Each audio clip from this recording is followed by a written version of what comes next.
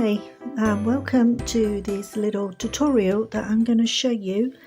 I purchased these little paints and they're called Schminken, and they are Shire Blue, Shire Green and Shire Grey.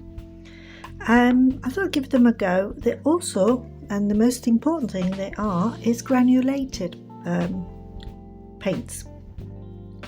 So I thought I'd give them a go, and on this paper, so the paper I'm using is hot press Fabriano Artistico 640 GSM, so it's quite a hard card. As you can see, I have placed the paints in this ceramic dish and I'm going to start applying the paint. So the trick is for the granulated paints to work well, it needs to be wet paper. It means that the paint will separate beautifully and will work the way it should be. So I'm going to water the paper. So I'm going to do each one first, and I'm going to give a big, big stripe, a long stripe of wet in one side. So we're going to do that one first.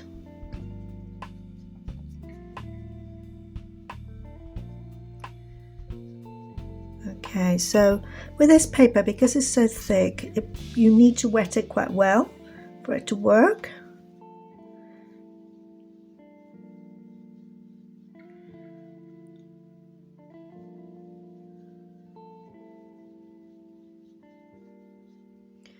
So, okay, that's pretty good, I would say.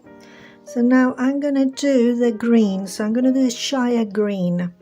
So I pick it up off the plate, and it is quite thick consistency, and I'm going to place it on the top. And you can see how that spreads beautifully. So it's going down towards the base of the paper, so we're going to tilt it down a little bit. So I want to apply quite a lot because I want to make a good effect here.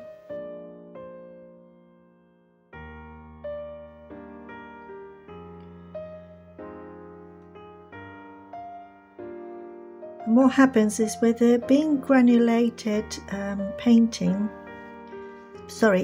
for being granulating paints, they separate slightly and creates this beautiful depth in the painting itself, and it just really makes it shows like a grain. So you get like a grain effect, and it separates.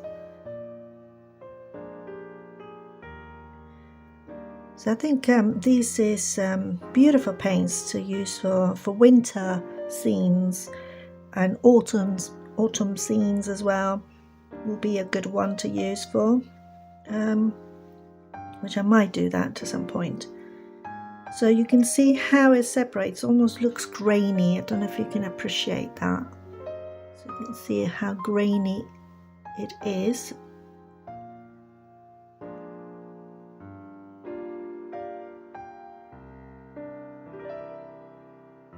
So I probably didn't apply enough water here actually, so that's why it's not separating, it's not spreading as well as I would have hoped. Right, what I'm going to do is I'm going to use a thicker brush. So I'm going to use a flat brush, and we're going to try that and see if it works for the next colour. So I'm going to wet it as much as I can.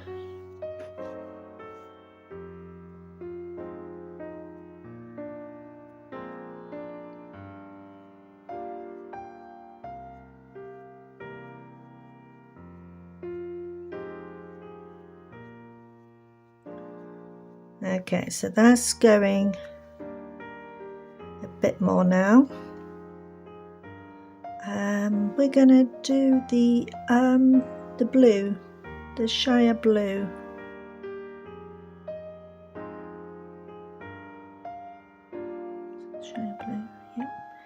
going to apply it on the side and then you can see what happens. Look at that, how it spreads. Isn't that beautiful?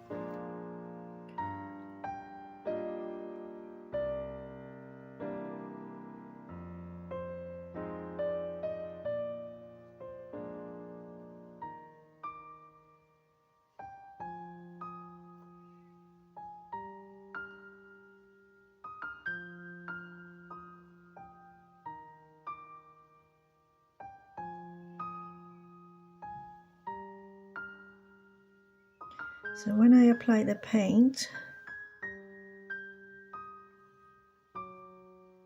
it shows the grain in the paint.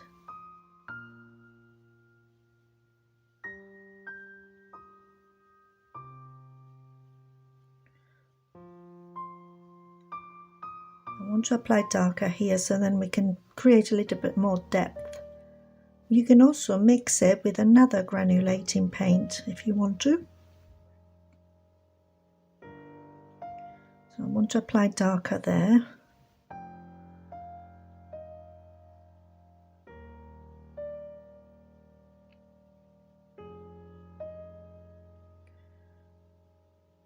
That looks really nice. And you can see how it's separating a little bit, so it almost looks like sand. It's sort of granulated a bit. I don't know if you can see that all right. Okay, we're going to do the next one, which is the grey colour. So I'm going to wet that again. Still got a little bit of that blue in that brush, I'm afraid, so that's okay.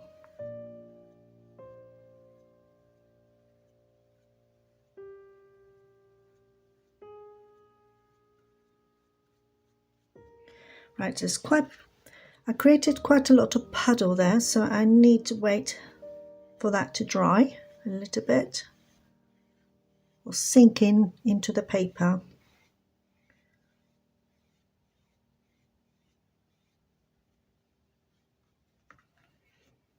Okay, so I'm going to get the paint ready. So this is the grey. It's quite a deep grey.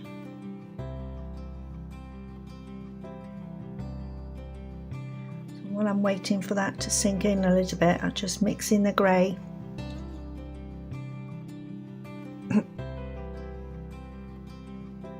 Okay, so that's looking okay now, so I can do that, not a problem.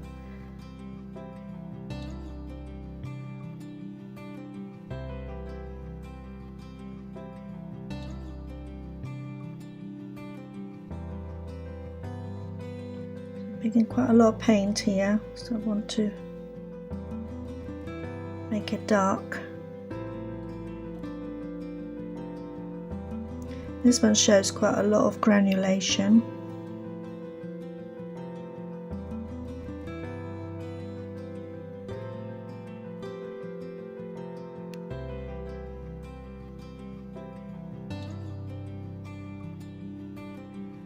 There we are. So just add a little bit in there, why not? Create a little bit depth in here. Right, so we're going to let that dry now, and then we're going to go back to it and have a look what else we can do with this painting. Okay, so I have waited for this paint to dry a little bit. So now we're going to add colours on top of this, but I need to wet it as well again, and we're going to create a little bit of different tones. I'm going to add mainly normal watercolour paints instead of the granulating paints. So I used those, so now I'm going to try and use the normal paints and see how the two mixed together will look like. I also want to give a shout out to a potter that I met over the weekend in my local town, and his name is Sam Bradford Ceramics, and he's a handmade potter, and is a brilliant person, and I will put his website link underneath, which is his Etsy shop, and Instagram if you like to follow him. He does beautiful work, and this is one of them. So this is a brush holder that I purchased from him, and it's made by himself, and it's brilliant. It has got 6 sections for me to be able to put my brushes in there, so it's just perfect. And he did have different sizes and different colors. Beautiful pottery, so it's worth having a look at his work in social media or in Etsy shop, which I will link below. So now we're going to carry on doing this. So what I'm going to do is I'm going to use my rigger brush and size a picky button. This is my round brush, not rigger brush, and it's size 1, so that's okay, we'll use that one. So I'm going to wet it, and I have changed the water so we got nice clean water. And for the green I'm going to apply normal, this one is sap green, so I'm going to add that to here. Picky button, I've got to wet it first, so I forgot about that bit first. Got carried away there. So just going to wet that first. So there we go. I'm not going to apply too much water, I just want to wet it a little bit. Okay, now I'm going to apply the green. So it's a sap green. I'm going to apply it on the bottom here, and I want quite a lot of paint so it spreads. I think it, to be honest, it just doesn't really make any difference. The granulate paint did separate a bit, but it's not that obvious on the green colour, and this is called Shire's green. It's still a beautiful colour, mind you. So I want to apply a bit of depth in here, and I might go back with a granulated paint on top of that after, once it dries. So this one feels quite dry to me now, so I can go over that and wet it. And for this one I decided to go into use Winsor Violet.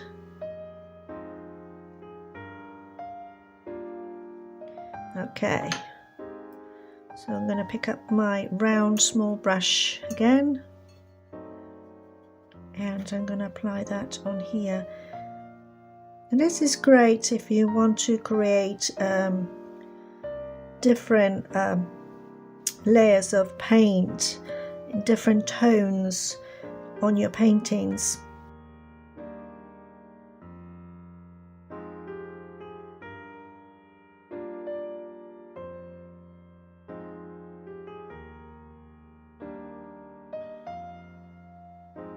If you're creating shadows as well, this works really well.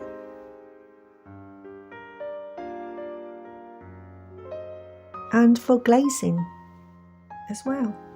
So if you want to glaze it with a different colour, that's what you can do. Okay, so we're going to let that dry, because it will look better once it's dried. Try not to get my shadow in here. So let me bring the lamp a little bit closer so we get better lighting. Okay, so this one was taking ages to dry. Still not 100% dry. This Shire grey did work wonderfully. I can see the separation on that quite well. I would like to show you a different effect that we can create as well. So I am going to give it a go. I'm going to wet it, and it might separate, but it might not.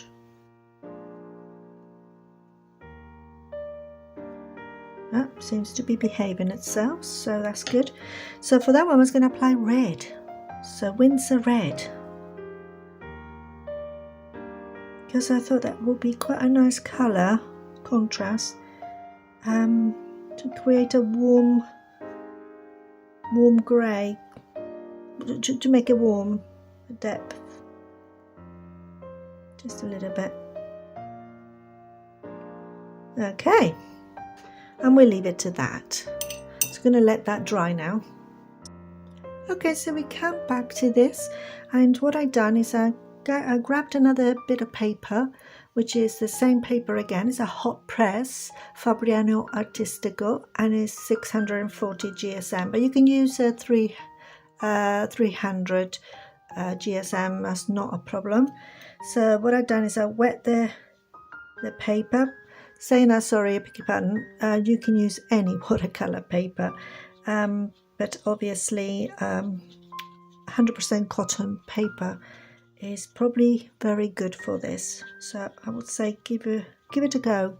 100% cotton paper is just amazing to work with, and I love using it all the time.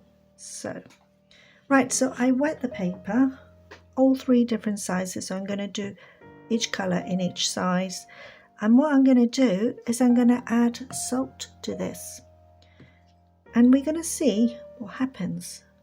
So I want loads of paint on my brush, and I want to make it as thick as possible and cover this section here if I can.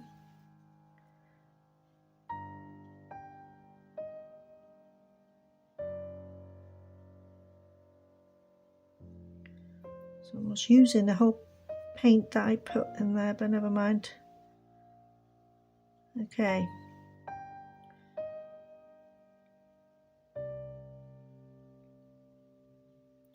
I'm going to wait a second, then I'm going to add the salt at the right time, and it's crucial to add it at the right time, which is doesn't always work out. So I'm going to do the blue one now. I'm going to try and hurry up with this because I don't want that first one to dry too quickly before I put the salt. So like you apply the salt when it's still damp. I want this one quite dark so we can really enjoy the effects of that salt separating the paint. And I think this will be great, like I said, for a winter sky, a snowy scene will be beautiful. Okay, so that spreading nicely there. I think that's pretty good. Just want a bit of paint. Okay, so now I'm going to start adding the salt, and you can see me rushing because I don't want to get this wrong. So I'm going to add it all over. Might work and might not. I might have to do this again. Oh yes, it is working.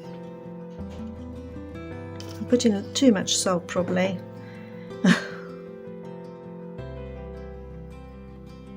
You can see it happening as I'm talking to you. You can see there's salt absorbing that paint, and it's almost leaving like little bits darker and little bits lighter. Once it dries up completely, then I remove the salt. Then we can see what effect do we get. Okay, so I want to show you now that I've taken the salt off the paper. There's still a little bit here, and the Shire Grey has taken very well. I do like that paint quite well actually. It looks fantastic. It should have been whiter. The salt should have absorbed better, but I think I did get carried away with the salt and I added too much. So this one, the Shire Blue, as well, is quite pretty, and in the green I didn't think that did do much, but when I took the salt out I could see the difference. So you can see those little lumps, those little circles in between there, and it's separating the paint quite well. So with this you can actually add paint on top of again to add a bit more texture, make it a little bit more texture. And I said it's brilliant for skies. This one looked very much like a rock or a stone. Great color effect. So I will show you quickly. So I'm going to add a little bit more. I'm going to add the blue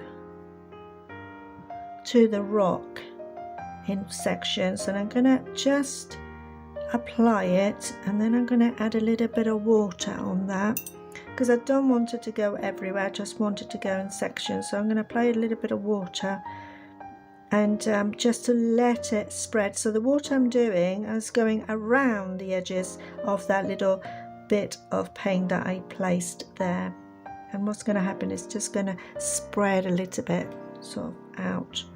You can move it around if you wish. So you're creating texture in sections of the painting. So I mean, with this idea you can just let the painting show you what it wants to be.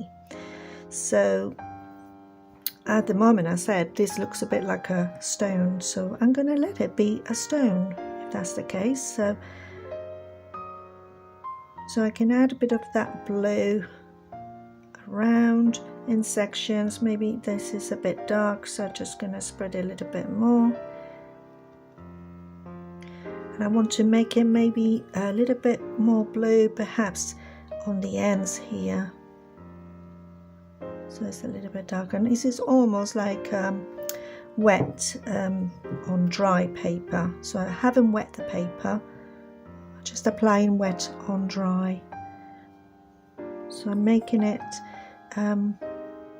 stand out a bit more on the edges. Where the darker tones are, I'm going over with this blue and leaving a lot more of that light colour. So my brush is drying up a little bit, so I just pop it in the water just a little bit, and then put it on the paint again and activate it. So I'm going around the edges and I'm applying that blue. It's come out really well. I quite like this. It's really beautiful. And you can play with this as much as you want. You can add another colour, but this is ideas that I'm trying to give you, so you can see the wonders that you can do with watercolours are fascinating, and you can create so many beautiful effects. Okay, so I can add a bit more of that grey if I want to again. So I'm just going to activate it because it's dried on my plate, and I'm going to put it in places. So I'm creating like little veins on here. Like I said, we want to make a stone now. So I'm just creating a little bit of veins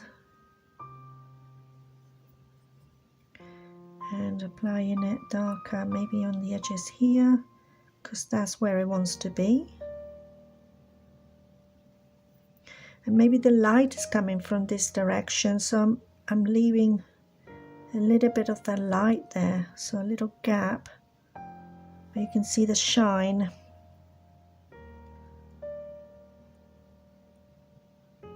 And there as well. There we are.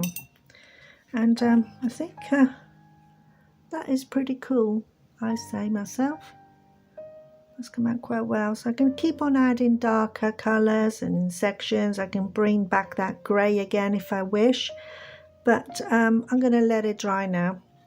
So I can do the same thing with the blue here and the green if I like. And so just keep on playing with this and do a bit of this is quite therapeutic and quite relaxing thing to do as well, if you don't particularly have anything in mind to paint, and you want to just chill out and create something, then this is great as well, because it's also helping you understand water and paint, how it works on the paper. And you can create lovely effects. You can learn how to do these effects and to apply it on a bigger project when you get to do that.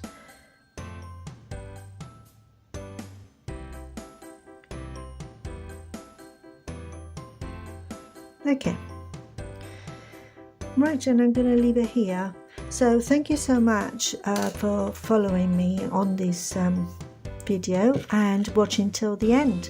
I hope you enjoy it, and if you have, please could you give it a thumbs up, and if you want to would like to receive more videos from me, you could subscribe to my channel, which would be very helpful too. So thank you very much, and I hope to see you soon. Thank you. Bye.